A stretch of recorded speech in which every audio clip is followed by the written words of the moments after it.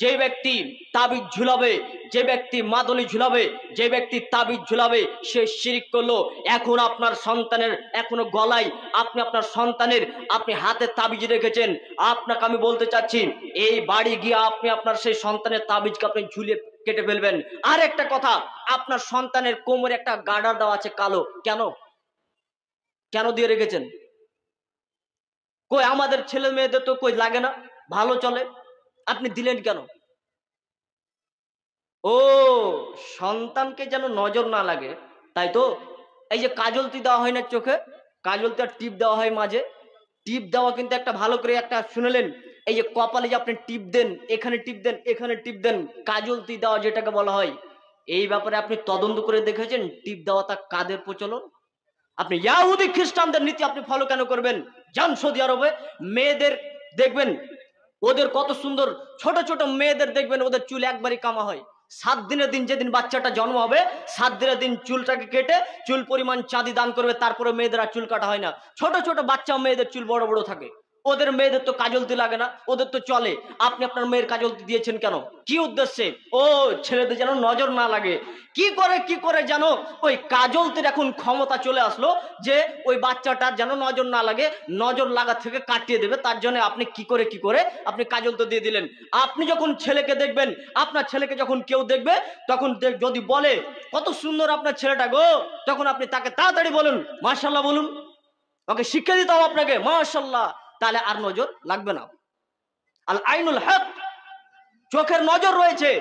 এই চোখে আপনার নিজের নজর লেগে যেতে পারে। আপনি খেতে বসেছেন, বলছেন ইস কত সুন্দর খাওয়ার গো, খাওয়ার পরে আপনাকে পাতলা পায়খানা ধরে নিয়েছে।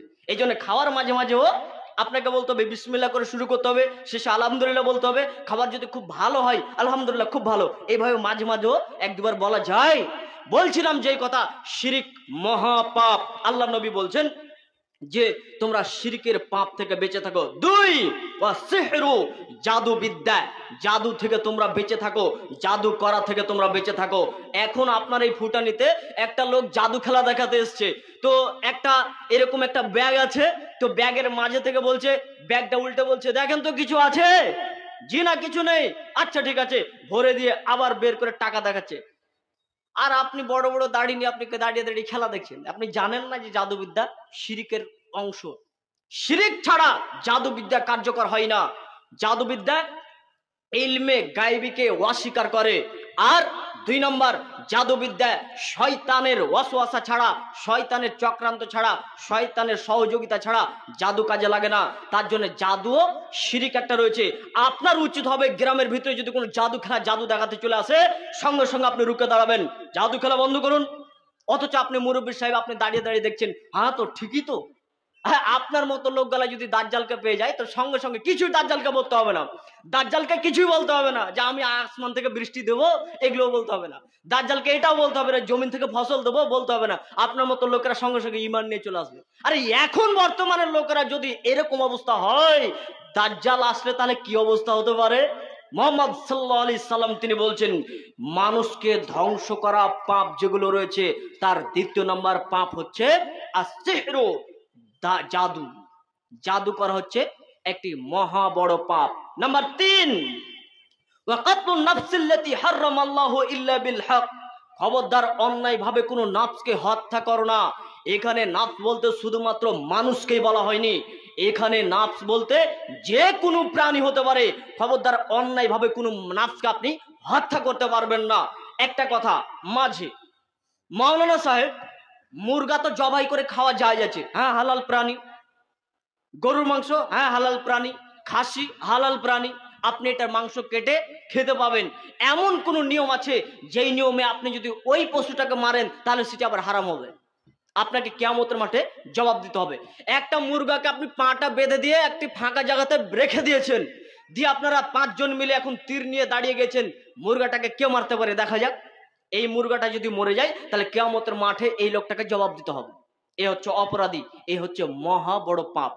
আরেকটা, আপনি একটা পাখি কিনে নিয়ে এসেছেন, পিঞ্জিরার মধ্যে রয়েছে। এই পাখিটি যদি না খেয়ে মারা যায় তাহলে কিয়ামতের মাঠে একটি বড় অপরাধের লাইনে আপনি দাঁড়াতে হবে। কারণ মুহাম্মদ সাল্লাল্লাহু আলাইহি সাল্লাম বলছেন, একটি মহিলা একটি বিড়ালকে বেঁধে রাখলো, বিড়ালটাকে খাবার দিল না, বিড়ালটাকে ছেড়েও দিল না।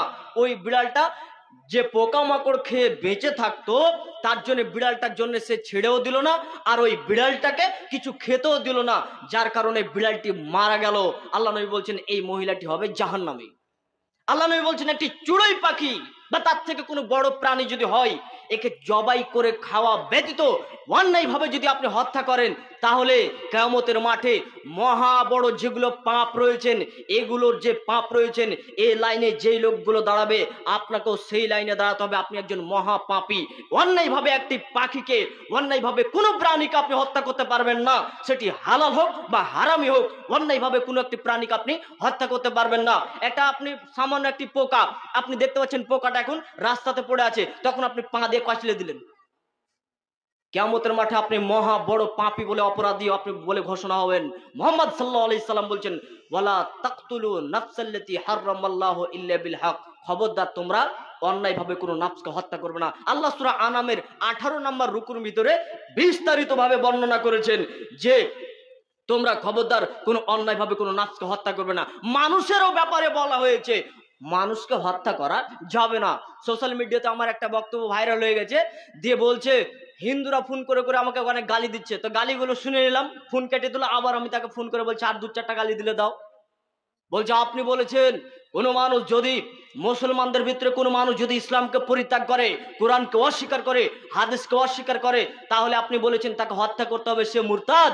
এটা কেমন আবার আইন? আমি বলেছি আমাদের ইসলামে এটি আইন রয়েছে, তবে ভারতবর্ষের জন্য এটা কার্যকর নয়।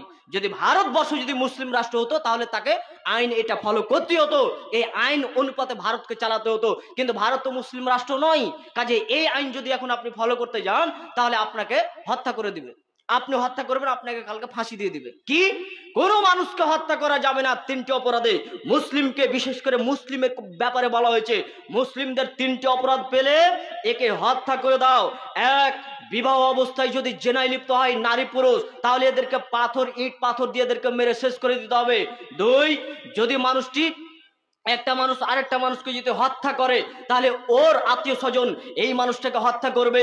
3 নম্বরে বলা হয়েছে যে লোকটা ইসলাম কবুল করেছেন, এই ইসলামের উপরে আছেন, এখন এই লোকটা বলছেন যে না আমি কোরআনের এই আয়াতটাকে আমি বিশ্বাস করি না, আমি কোরআনটাকে এটা বিশ্বাস করি না, আমি হাদিসকে বিশ্বাস করি না, তাহলে তাকে মেরে হত্যা করতে হবে। তখন আমাকে বলছে কি করে আপনি এটা বক্তব্য দিতে পারলেন, ওর যা ইচ্ছা সেও পালন করতে পারে। আমি বলছি শুনুন, যে ইসলাম কবুল করার পরে ইসলামের বিরুদ্ধেও আছে, ও বলছে হ্যাঁ ইসলাম আমি এই অংশগুলোকে মানি, তবে আমি কোরআনটাকে বিশ্বাস করতে পারছি না, কোরআনের এই আয়াতগুলোকে বিশ্বাস করতে পারছি না, এই কথা বলো, ওকে মেরে হত্যা করতেই হবে। যতই তুমি বলো না কেন, আমাদের ভারতবর্ষ এটা হচ্ছে প্রজাতান্ত্রিক রাষ্ট্র, এই রাষ্ট্রে এই আইন না মানলেও অন্যান্য দেশে, মুসলিম দেশে এই আইন মানতে হবে। যদি মুসলিম দেশে যদি নেতা থাকে আর যদি কোরআনের হুকুম অনুপাতে যদি দেশ না চালায়, তাহলে কিয়ামতের মাঠে ওকে জবাব দিতে হবে। তা আমাদের এটা তো হাদিসে বলা হয়েছে। শুনুন আমাদের ইসলাম ধর্মে কতটা পারমিশন দিয়েছে শুনেলেন। মেকদাদ রাদিয়াল্লাহু তাআলা আনহু তিনি বলেন, আল্লাহর নবী, মনে করুন একজন আমি মুশরিকের সাথে আমি লড়াই করছি, লড়াই করতে করতে মুশরিকটি আমার একটা হাতকে কেটে দিল, হাতকে কেটে দেওয়ার পরে আমি তার বললে তাকে মারতে যাচ্ছি, তখন ওই ব্যক্তি বলছে আসলাম তো লিল্লাহ, আল্লাহর দ্বীনকে কবুল করলাম, আমি কি তখন একে হত্যা করতে পারি? আল্লাহ নবী বলছেন জি না, তাকে হত্যা করতে পারবে না। আল্লাহ নবী ও তো ভয়ে এটা ইসলাম কবুল করেছে, কেন হত্যা করব না? তখন আল্লাহ নবী বলছেন শুনুন, তুমি যদি এখন তাকে হত্যা করে দাও তাহলে তুমি একজন মহা পাপী বলে তুমি পরিচিত হবেন, এবং কিয়ামতের মাঠে তুমি মহা পাপী এবং মানুষকে হত্যা করার অপরাধী বলে তুমি গণ্য হবে। আর যে লোকটা আসলাম তো লিল্লাহ বলেছেন, লা ইলাহা ইল্লাল্লাহ বলে নিয়েছেন, এই লোকটা মর্যাদায় পৌঁছে যাবে, তার মানে সে শহীদের দরজা পেয়ে যাবে। তুমি তো তার অন্তর জানোনি। ওসামা বিন যায়েদ রাদিয়াল্লাহু তাআলা আনহু বলছেন, আল্লাহর নবী একদিন আমাদেরকে বললেন ওই মুশরিকদের সঙ্গে যুদ্ধ করার জন্য তোমরা প্রস্তুত হও, আমরা যুদ্ধের জন্য যাচ্ছি। তো একজন কাফেরকে দেখছি আমাদের সাহাবীদেরকে যাকেই পাই তাকেই হত্যা করে, যাকেই পাই তাকেই হত্যা করে। তখন আমি নিয়ত করলাম, ওসামা বিন যায়েদ বলছেন, আমি নিয়ত করলাম আমি তাকে গিয়ে এখন হত্যা করব, তার জন্য আমি রেডি হলাম, তাকে হত্যা করার জন্য আমি রেডি হয়েছি। এখন আমি তাকে এইরকম করে তারওয়াল নিয়ে তাকে মারতে যাচ্ছি, তখন ও বলছেন আশহাদু আল্লা ইলাহা ইল্লাল্লাহ, আমি সাক্ষ্য দিচ্ছি আল্লাহ ছাড়া কোনো সত্য ইলাহা নেই। আমি তারওয়ালটা এভাবে উঠিয়ে থেকে একটু চিন্তা ভাবনা করে মেরেই দিলাম, আমি তাকে হত্যা করেই দিয়েছি। হত্যা করার পর আল্লাহ নবীর কাছে দৌড়িয়ে এসে জিজ্ঞাসা করছে, আল্লাহ নবী, ওই মুশরিকদের একজন ব্যক্তি খুব সাহসী বীর যোদ্ধা, আমাদের সাহাবীদেরকে যাকেই পাই তাকেই হত্যা করে, যাকেই পাই তাকেই হত্যা করে। তা আমি এখন ভাবলাম যে তাকে আমি মারবই, মারা ছাড়া কোনো গতি নেই। তারওয়াল নিয়ে গিয়ে তাকে মারতে যাচ্ছি, তখন বলছে আমি লা ইলাহা ইল্লাল্লাহ পড়ে নিয়েছি, এখন বলছে আল্লাহ ছাড়া কোনো সত্য ইলাহা নেই। আমি তখন ভাবলাম এই তো ভয়েই, মরার ভয়ে সেই ইসলাম কবুল করেছে, তার জন্য আমি তাকে হত্যাই করে দিলাম। তো আল্লাহ নবী এখন ঘটনাটা কি ঘটেছে? তখন আল্লাহ নবী একটাই কথা বলছেন, ওসামা, ও যে লা ইলাহা ইল্লাল্লাহ বলেছে এর জবাব তুমি কি দেবে? কিয়ামতের মাঠে লা ইলাহা ইল্লাল্লাহর জবাব তুমি কি দেবে? আল্লাহর নবী, ও তো নিজের জান বাঁচানোর জন্য এটা কাজ করেছে। আবার আল্লাহ নবী একই কথা, ওসামা, লা ইলাহা ইল্লাল্লাহর জবাব তুমি কি দেবে? তখন ওসামা বিন যায়েদ বলছেন, আল্লাহর নবী, একটু আমার জন্য একটু আল্লাহর কাছে ক্ষমা চান না, আমি মহা বড় অপরাধ করে দিয়েছি। যেই কথা আমি হিন্দু ভাইদেরকে বলছি, শুনুন, আপনি রেগে গেলেই হবে না। আমাদের ইসলাম ধর্মের ভিতরে বলা হয়েছে যে মানুষকে হত্যা করতে হবে, তবে দুইজনকে ছাড় দেওয়া হয়েছে। এখন একটা মানুষ মুরতাদ হয়েছে, সে জামাত ত্যাগ করে দিয়েছে, কোরআনকে অস্বীকার করেছে, তাকে মারতে যাচ্ছি, তখন বলছে জি জি ঠিক আছে আমি বিশ্বাস করে নিলাম, আমার যে আগে যে বিশ্বাস ছিল এখনো ছিল, তাহলে এই লোকটাকে আর ফের মারা যাবে না। একটা লোক আরেকটা লোককে হত্যা করেছে, তার পরিবারের লোক এখন তাকে হত্যা করবে, কেসাস নেবে। তো এই লোকটা বলছে আচ্ছা ঠিক আছে মাফ করে দিলাম, মাফ হয়ে যাবে। কিন্তু জেনার ব্যাপারে আল্লাহ নবী এমন অপশন দেয়নি, জেনা যদি বিবাহ অবস্থায় করে তাহলে তাকে ইট পাথর দিয়ে তাকে হত্যা করতেই হবে, পৃথিবীতে এর বাঁচার কোনো পথ নেই। মুহাম্মদ সাল্লাল্লাহু আলাইহি সাল্লাম বলছেন, ধ্বংসকারী 7টি পাপ রয়েছে, তোমরা সেই 7টি পাপ থেকে তোমরা বেঁচে থাকো।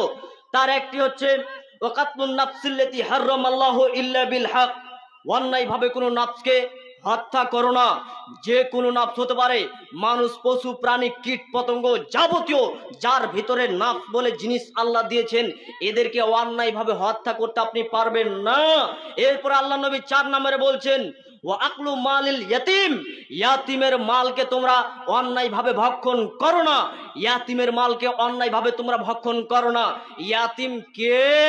যার বাবা মারা গেছে এবং নাবালক অবস্থায় যে শিশুগুলো রেখে গেছে, এ হচ্ছে ইয়াতিম। মা যদি মারা যায় তাহলে বাচ্চা কিন্তু ইয়াতিম নয়, বাবা মারা গেলে কিন্তু বাচ্চা ইয়াতিম হয়। 2, ওর এখন জমি জায়গার ইয়াতিম বলতে আর নাবালক বলতে কোন জিনিস?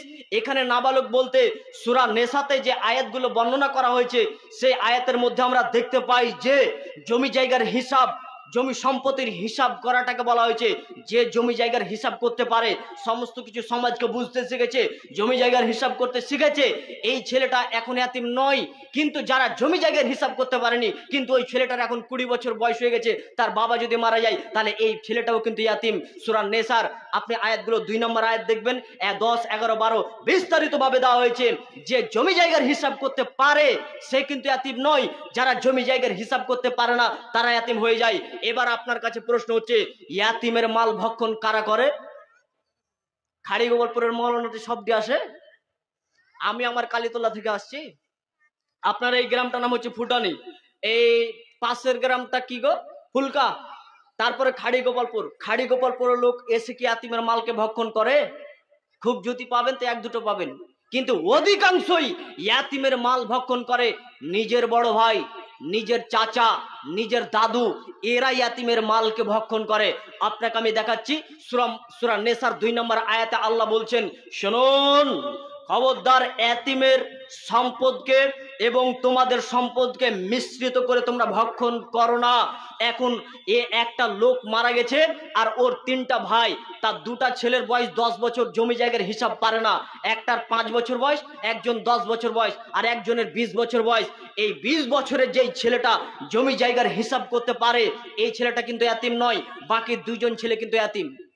তাহলে এখন যদি এতিম সবাইকে যদি বলেন, তা আপনার দাড়ি পেকে গেছে, আপনার বাবা মারা গেছে, তাহলে আপনি এতিম। তাহলে এতিম কাকে বললাম? বাল্য অবস্থায় যে ছেলেগুলো হিসাব করতে পারে না, সে হচ্ছে এতিম। এখন তার বাপ মারা গেছে, ইসলাম আপনাকে বলছে বাপ মারা যাবার সঙ্গে সঙ্গে জমিগুলোকে আপনাকে বন্টন করতে হবে, ভাগ করতে হবে। এখন বলছে কি যে আমরা 3 ভাই তো আছি, মা আছে, তো এই জমিলিতে আমরা থাকি, এখন এই জমিলিতে আমরা খাই।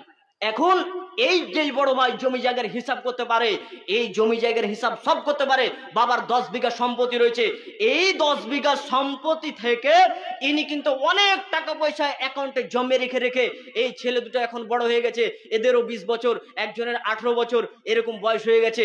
এখন যখন জমিগুলো ভাগ করতে যাচ্ছে, তখন বলছে শোন, বাবা মৃত অবস্থায় 10 বিঘা জমি রেখে গেছে, এই 10 বিঘার এখন মেরাস, এই 10 বিঘার এখন সম্পত্তি ভাগ হবে। 3 ভাই ভাগ করছে, তো এরা পেলো কিছু কিছু জমি করে ভাগ পেলো, আর বড় ভাইয়ের একাই 10 বিঘা সম্পত্তি। ভালো একদম হ্যাপি বাড়ি করে নিয়েছে। বলুন এই যে করলো, এখন কিভাবে করলো? এই 2 ভাইয়ের সম্পত্তি ছিল, এই 2 ভাইয়ের সম্পত্তি এখন সে নিজে ভক্ষণ করেছে, এই 2 ভাইয়ের সম্পত্তি থেকে এখন সে বড় লোক হয়েছে। তাহলে ইসলামের বিধান হচ্ছে কি, যখনই বাপ মারা যাবে, জমি জায়গা ভাগ হয়ে যাবে, বন্টন হয়ে যাবে, এখন ছোট ভাইয়ের নামে যেখানটি সেইটুকু পাবে, বড় ভাই যেটুকু পাবে সেইটুকু পাবে, মেজ ভাই যেটুকু পাবে সেইটুকু পাবে। 3 ভাইয়ের 3 দিকে জমি তাদের বন্টন হয়ে যাবে, মা যেটুকু অংশ পাবে মাকে দেওয়া হবে। এখন বড় ভাই এদেরকে মাদ্রাসাতে হোক বা কোনো শিক্ষা প্রতিষ্ঠানে হোক, এই বড় ভাই তাদেরকে শিক্ষা প্রতিষ্ঠানে ভর্তি করবে, তাদেরকে লেখাপড়া করাবে। আর তাদের ছোট ভাইয়ের যেই সম্পত্তি রয়েছেন, এই সম্পত্তি থেকে যেগুলো ফসল হবে, এই সম্পত্তি থেকে টাকা হবে, এই টাকাগুলো থেকে এই ভাইদেরকে খরচ করাবে। আর নিজের যেই সম্পত্তি খানটি বড় ভাই পেয়েছে, এই সম্পত্তি থেকে সে বিয়ে করবে, সে বাড়ি করবে, সেই করবে, সে যাবতীয় কাজ করবে। আচ্ছা মাওলানা সাহেব, কেউ কি পাগল আছে যে ছোট ভাইয়ের দায়িত্ব নিবে? আপনি যদি এখন এই কথাই বলেন যে বড় ভাই পাবে না, তাহলে কি পাগল আছে কেউ যে সম্পত্তি ভাগ হয়ে গেল, বড় ভাই এদের সম্পত্তি কিছু পাচ্ছে না, তাহলে কেউ পাগল আছে যে ওর সম্পত্তি দেখভাল করবে, ওকে মাদ্রাসায় ভর্তি করবে? হ্যাঁ, বড় ভাই হয়েছে তুমি, তোমার দায়িত্ব রয়েছে তোমার ছোট ভাইদেরকে শিক্ষা প্রতিষ্ঠানে ভর্তি করো, তাদেরকে লেখাপড়া করাও। তাহলে একটা জিনিসের ব্যাপারে খন্দকার আব্দুল্লাহ জাহাঙ্গীর তিনার খুতবাতুল ইসলাম, ও ঠিক আছে,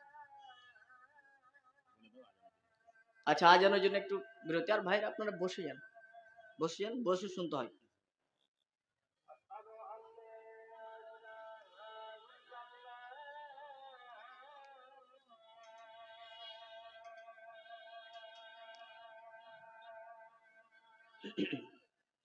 সাতটি শুনে যাবেন।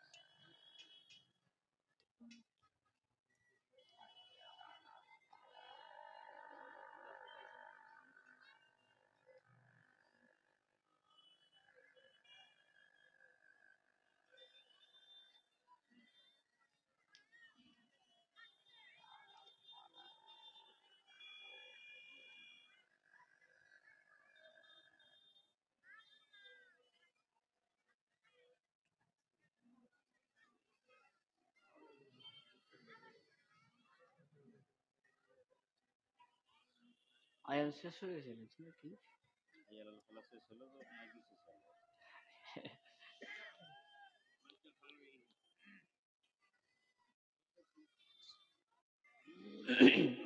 জি ভাই, যেইটুকু বলছিলাম যে তাহলে যে বড় ভাই, তাহলে এ খন্দকার আব্দুল্লাহ জাহাঙ্গীরের একটি বই খুতবাতুল ইসলাম বইয়ের ভিতরে লিখেছেন বেতন হিসাবে তাহলে নিতে পারে।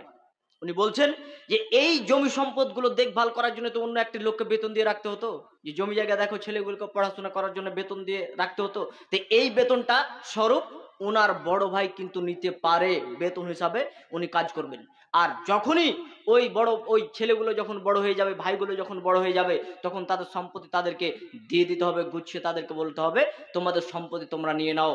মোহাম্মদ সাল্লাল্লাহু আলাইহি সাল্লাম তিনি বলেন, আমি মেরাজে গেলাম, যাওয়ার পরে আমি দেখছি যে ফারিস্তারা একটি মানুষকে দুই দিকে তার মুখটাকে ফেড়ে ধরে আছে, আর একজন ফারিস্তা একটি পাথরকে গরম করে ওই ব্যক্তির মুখের মধ্যে পাথরটা দিয়ে দিচ্ছে, আর তার পায়খানা দাঁত দিয়ে ওই পাথরটা বের হয়ে যাচ্ছে।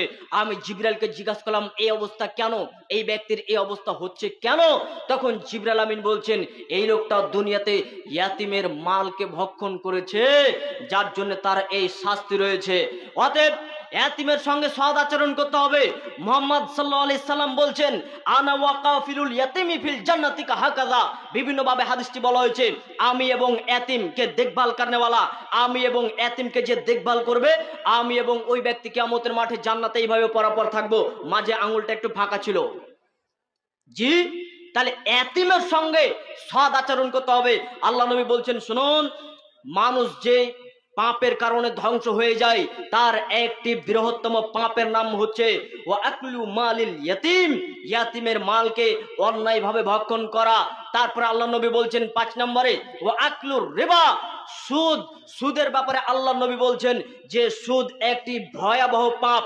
আপনাদেরকে এই ব্যাপারে আর কি বলবো, সুদের ব্যাপারে বলতে কিন্তু একটু কেমন কেমন লাগছে জানো, কারণ সুদের ব্যাপারে আল্লাহ নবী এত জঘন্যতম পাপের কথা, এমন জঘন্য পাপের কথা বলেছেন, এত জঘন্য শব্দ ব্যবহার করেছেন, আর অন্য কোনো পাপের ব্যাপারে এমন শব্দ ব্যবহার করা হয়নি। একটা লোক এখানে জেনা করতে গিয়ে ধরা পড়ে গেছে, তো ধরা পড়ে গেছে, তো গ্রামের মুরব্বীরা বলছে ছি ছি ছি ছি ছি, মোড়লের বেটা ধরা পড়ে গেছে আর সর্দারের বেটি। এই লোকটা এখন বলছে, অথচ এই লোকটা সুদ খায়। তো সুদ খায় তো এটা স্ট্যান্ডার্ড খাওয়ার, সুদ খেয়েছে কেউ দেখতে পেয়েছে না, ধরা পড়েছে মানে কি গোটা গ্রামের লোক দেখেছে। দেখেন মুহাম্মদ সাল্লাল্লাহু আলাইহি সাল্লাম তিনি বলেন, আব্দুল্লাহ ইবনে হানজালা রাদিয়াল্লাহু তাআলা আনহু তে বর্ণিত, তিনি বলেন দিরহামুর রিবা ইয়াকুলু রাজুলু ওয়া হুয়া ইয়ালামু আশাদ্দু মিন সিত্তাতে জানিয়া। আল্লাহ নবী বলছেন শোনো, কেউ যদি 1 টাকা জেনে বুঝে সুদ খায়, কেউ যদি জ্ঞানবশত 1 টাকা যদি জেনে বুঝে সুদ খায়, তাহলে 36 বার জেনা করার সমান তার পাপ হবে। তাহলে ওই যে ধরা পড়েছিল আর যে বলছিল ছি ছি ছি ছি ছি সুদ, আপনাকে ধরা পড়ে গেছে জেনা করতে গেছে, ইনি এখন 36 বার জেনা করছে 1 টাকাতে। 1 টাকা খেলে 36 বার, উনি জানে যে সুদ খাওয়া হারাম, এরপরেও উনি সুদ খাচ্ছে, তার মানে 36 বার ও জেনা করছে 1 টাকাতে, 1 টাকার বিনিময়ে। তাহলে কত টাকা তাহলে খাচ্ছে, কত জেনা করছে।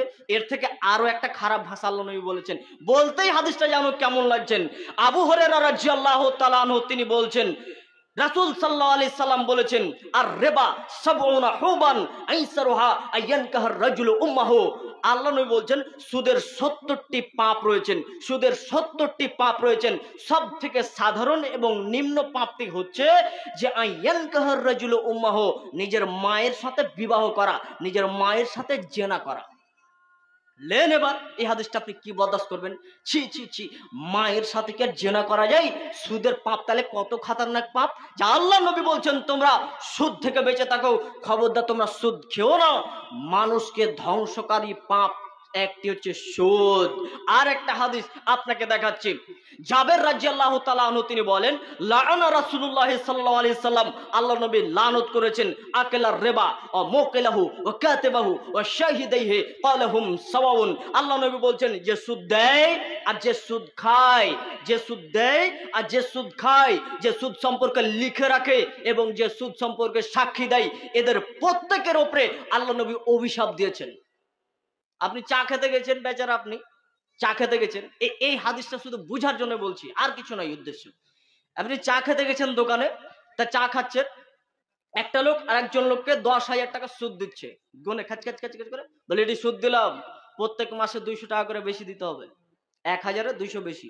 ঠিক আছে, টাকাটা দেওয়া হলো, এক মাস পরে এবার বলছে সুদের টাকাটি দে।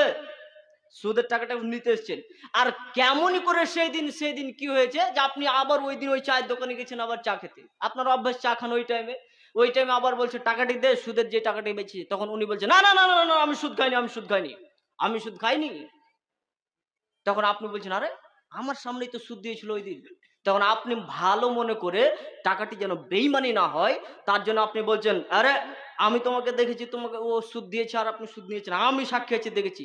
মোহাম্মদ সাল্লাল্লাহু আলাইহি সাল্লাম বলছেন যে সুদ দিয়েছে আর যে সুদ নিয়েছে আর যে সাক্ষী দিয়েছে এদের প্রত্যেকের উপর অভিশাপ। এই সাক্ষী দিতে গেল কেন? জেনা যদি কোনো মানুষ করে তাহলে 4 জন সাক্ষী লাগবে, 4 জনকে বলতে হবে যে আমরা দেখেছি জেনা করতে, আমরা 4 জনকেই বলতে হবে যে আমরা দেখেছি জেনা করতে। তখন আল্লাহ নবী এদের ব্যাপারে বলছেন ওয়াল ইয়াশহাদ আযাবাহুমা তাইফাতুম মিনাল মুমিনিন, জনসমুদ্রে নিয়ে যাও, ফাঁকা মাঠে নিয়ে যাও, নারী পুরুষ সবাইকে উপস্থিত করো এবং এদেরকে 100 লাঠি করে এদেরকে পিটাও। আল্লাহ নবী এই 4 জনের ব্যাপারে কোনো কথা বললেন না, এই 4 জন অপরাধী এই কথা বললেন না। অথচ একটি মানুষ সুদ খেয়েছে আর তার ব্যাপারে যদি আপনি সাক্ষী দেন তা আল্লাহ নবী বলছেন যে এই সাক্ষী দেওয়ার কারণেই এই যে সুদ খেলো এবং যে সুদ দিল এরা যা অপরাধ করেছে শুধুমাত্র সাক্ষী দেওয়ার কারণে এই লোকটা গুনাতে অপরাধে এরা বরাবর। এর জন্য মহান আল্লাহ বলেন ইয়া আইয়ুহাল্লাযীনা আমানুত্তাকুল্লাহা ওয়া দারু মা বাকিয়া মিনার রিবা ইন কুনতুম মুমিনিন। আল্লাহ এখানে 3টি কথা বলছেন, এই ঈমানদাররা শুনো, তোমরা ওয়াল্লি ইয়াউমাজ যাহফি, খবরদার যুদ্ধের দিন অথবা যুদ্ধের মাঠ থেকে খবরদার তোমরা পালিয়ে যেও না। যদি হচ্ছে বর্তমান যুগে আমাদের যুদ্ধ নেই, তবেও আপনাকে বলছি যুদ্ধ আবার আছে, আর এই যুদ্ধের জন্য আপনাকে প্রস্তুত হতে হবে। যুদ্ধের মাঠে খবরদার তোমরা পালিয়ে যেও না। যুদ্ধের মাঠ থেকে যারা পালিয়ে যায় তারা হবে মহাপাপী, যুদ্ধের ময়দান থেকে যারা পালিয়ে যায় তারা হবে মহাপাপী, যুদ্ধের ময়দান থেকে যারা পালিয়ে যায় তারা হবে মহাপাপী। আল্লাহ নবীর জামানাতে জঙ্গে তাবুকের যুদ্ধ তো এমন একটা সময় ছিল যেই সময়তে আমগুলো গাছে পাকতো, সেই সময়টাতে মানুষ একটু বসে আরাম করত। ঠিক এই সময়তে জঙ্গে তাবুকের যুদ্ধের ঘোষণা করা হলো। জঙ্গে তাবুকের জন্য সাহাবীরা তোমরা রেডি হয়ে যাও, আমরা আগামীকাল যুদ্ধের জন্য আমরা প্রস্তুত রয়েছি। তখন 3 জন সাহাবী কাব বিন মালিক, হিলাল বিন উমাইয়া, মুরারা বিন রাবি, এই 3 জন সাহাবী বলছেন আচ্ছা ঠিক আছে আমরা যাব। তারা অলসতা শুরু করলো, আল্লাহ নবী আপনি একটু আগান, আমরা যাচ্ছি, এই আমরা রাস্তাতে যেতে যেতে আপনাদের সাথে ধরে নেব, আমাদের ঘোড়াগুলো খুব দ্রুত রয়েছে, আপনারা যেতে যেতেই আমরা এই ঘোড়া নিয়ে আপনাদের সঙ্গে আমরা সাথ দিয়ে দেব, অতএব আপনি চিন্তা করিয়েন না। এরা আছে আর তারা ছায়াতে বসে থাকে, তারা যাবো করে বের হতে যায়, আবার অলসতায় বলছে আচ্ছা ঠিক আছে আজকে যাব না কালকে যাব না পরশু যাব। এই করতে করতে 3 জন সাহাবী যুদ্ধের মাঠে তারা গেলই না। আল্লাহ নবী সফর থেকে ফিরে আসছেন, 3 জন সাহাবী কাব বিন মালিক বলছেন কি করা যায়, হিলাল বিন উমাইয়া বলছে কি করা যায়, যুদ্ধের মাঠে গেলাম না, মহা বড় অপরাধী আমরা এখন। তখন তারা বলছে যদি এখন আল্লাহ নবীকে আমরা কোনো মিথ্যা ওজুর যদি বলে দিই, মিথ্যা কথা যদি এখন বলে দিই তাহলে তো আল্লাহ নবীকে জানিয়ে দেওয়া হবে, আল্লাহ নবী তো জেনে নেবে। মিথ্যা বলবো না, যা বলবো সত্যই বলবো। আল্লাহ নবী যখন মসজিদে আসলেন, মসজিদে আসার পরে সালাম কালাম করছেন, তো তাদের সঙ্গে যখন কথা বললেন সালাম কালাম করলেন, এরা যখন সালাম দিতে গেছে তখন আল্লাহ নবী একটু হেসে কথা বলছেন, তবে হাসির ভিতরে কিছু কথা ঢুকে রয়েছে। আপনার উপরে যদি চলাফেরা কথা বলা যাবতীয় কাজ থেকে তোমরা সবাই দূরে থাকো, এদের সঙ্গে কথা বলতে হবে না, এদের সঙ্গে কোন রকমের চালা শব্দ, এদের সঙ্গে তাদের দিকে তাকাবেনও না, এমন কথা আল্লাহ নবী বলে দিলেন। এই 3 জন সাহাবী বলছেন আমরা কোন সাহাবীকে যখন সালাম দিতে যাই তারা উত্তর না দিয়ে ব্যাক করে ঘুরে যায়, কোন সাহাবীকে খালি এতটুকু জিজ্ঞাসা করছে ভাই একটু কথা বলো, তারা আমাদের সঙ্গে কথা বলে না। আমরা যখন বাজারে যাচ্ছি তো বাজারে যাওয়ার পর মনে হচ্ছে আমরা অচেনা একটা দেশে চলে এসেছি, কেউ আমাদের সঙ্গে কথা বলে না, আমরা এমন একটা অবস্থায় আমরা পৌঁছে গেলাম। আমরা যখন নামাজে দাঁড়াচ্ছি, নামাজে দাঁড়ার পর এতটুকু অনুশোচনা আসছে যে আল্লাহ নবী মনে হয় আমাদের দিকে তাকাচ্ছে, সালাম ফেরার পরে আল্লাহ নবীর দিকে এইভাবে যখনই তাকাচ্ছি তখন আল্লাহ নবী আমাদের দিকে তাকিয়েছিল, সঙ্গে সঙ্গে মুখটা ফিরিয়ে নিলেন, কেউ কথা বলে না। এমনকি গাসসানের বাদশা বলছে একটি চিঠি লিখে আমাদেরকে বলছেন এই শুনো 3 জন সাহাবী, তোমাদেরকে আমি বলছি, মোহাম্মদ তোমাদেরকে বলেছে ওদের সঙ্গে চালা করতে হবে না, তোমাদের সঙ্গে উঠা বসা করবে না। তাই আমি তোমাদেরকে বলছি তোমরা আমাদের কাছে চলে এসো, তোমাদেরকে সম্মানের স্থান, উঁচু চেয়ার তোমাদেরকে দিয়ে দেবো। ওই তিনজন সাহাবী বলতে থাকে, একদিন, 2 দিন, 3 দিন, প্রায় 40 দিন যাবত তাদের সঙ্গে এরকম কারবার, তাদের সঙ্গে চলাফেরা সব বন্ধ করে দেওয়া হয়েছে। এমত অবস্থায় আল্লাহ নবী একদিন এলান করে দিলেন, শোনো, এই 3 জন সাহাবীর সঙ্গে তোমরা খবরদার তাদের স্ত্রীদেরকে আলাদা করে দাও, স্ত্রীদেরকে কেউ আর রাখতে পাবে না। এই 3 জন সাহাবীর কাছ থেকে তাদের স্ত্রীদেরকে তাদের বাড়িতে পাঠিয়ে দাও। তখন 3 জন সাহাবী বলছেন, আল্লাহ নবী, আমার স্বামী অত্যন্ত কমজোর এবং বয়স্ক, তিনি তো কাপড় চোপড় সাফ করতে পারে না, খাবার তো তৈরি করতে পারবে না, অন্তত তার সঙ্গে আমাকে থাকতে দেন। তখন আল্লাহ নবী বলছেন, আচ্ছা ঠিক আছে, তোমরা তার সঙ্গে তুমি থাকো, তবে খবরদার তার সঙ্গে মেলামেশা করবে না। আল্লাহ নবী এই কথা বলে দিলেন।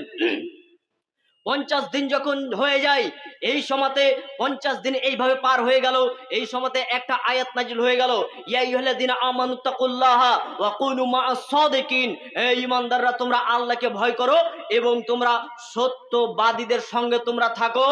এই আয়াতটা নাজিল হয়ে গেল। তারপরে 3 জন সাহাবী তারা আবার আল্লাহ নবীর সঙ্গে থাকতে লেগে গেল। 50 দিন যাবত তারা এই কষ্টের ভিতরে ছিল। শুধুমাত্র একটি অপরাধ ছিল, কি? যুদ্ধের মাঠে তারা যায়নি, যার কারণে তাদের উপরে এই অপরাধ দেওয়া হয়েছে।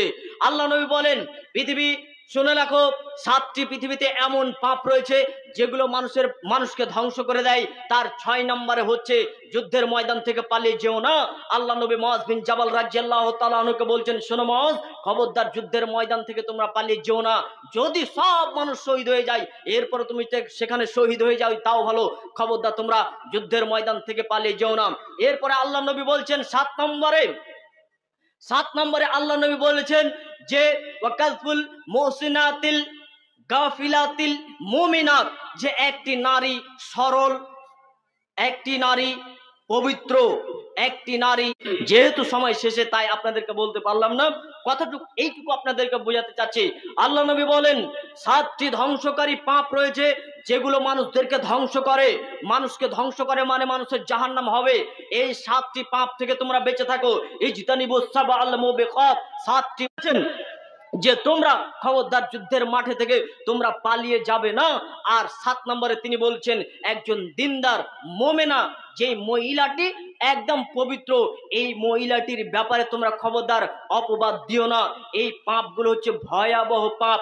আপনার স্ত্রীর সঙ্গে আপনাকে ভালো লাগছে না, তাই বলে আপনি অন্য একটি ছেলের সঙ্গে আপনি অপবাদ দিয়ে তাকে তালাক দেওয়ার চেষ্টা করছেন, এটি একটি মহা বড় পাপ। কাজেই সাবধান হয়ে যান। পৃথিবীতে বেঁচে থাকতে গেলে এই পাপের ব্যাপারে আপনাকে তওবা করতে হবে। যদি এই পাপগুলো আপনার দ্বারাতে হয়ে থাকে বা যদিও না হয়ে থাকে, আল্লাহর কাছে আপনি ক্ষমা করতে শিখুন, আল্লাহর কাছে আপনি তওবা করুন, থাকবেন। অতএব মুহূর্তের ভিতরে আপনার মওত চলে আসতে পারে।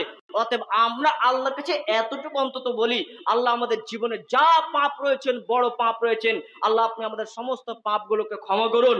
আর একটা কথা, ক্ষমা চাওয়ার জন্য আপনি তৌফিকও চাইবেন যে আল্লাহ আপনি আমাকে ক্ষমা করার তৌফিক দান করুন। কারণ আল্লাহ মানুষকে যদি তৌফিক না দেয়, তাহলে সে ক্ষমা করতেও, আল্লাহর কাছে ক্ষমা চাইতেও পারবে না। অতএব ক্ষমা করার আপনি আল্লাহর কাছে তৌফিক চান।